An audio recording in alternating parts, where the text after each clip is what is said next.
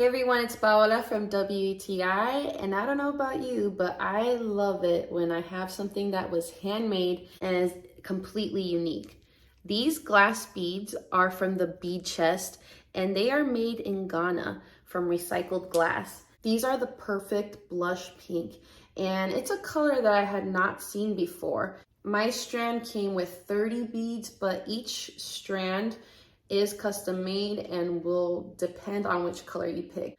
So these beads can be used for decoration or they can be used as jewelry. They're a little bulky for my liking for jewelry, but they have so many other sizes. I am definitely gonna go back and check the other ones out because this has really inspired me to get back into jewelry making. I feel like they add just a little bit of contrast and texture. Now you might see beads are pretty popular in decor, but I'm pretty sure you haven't seen any of this color. So check out the Bead Chest. They have the most beautiful beads that I have seen online.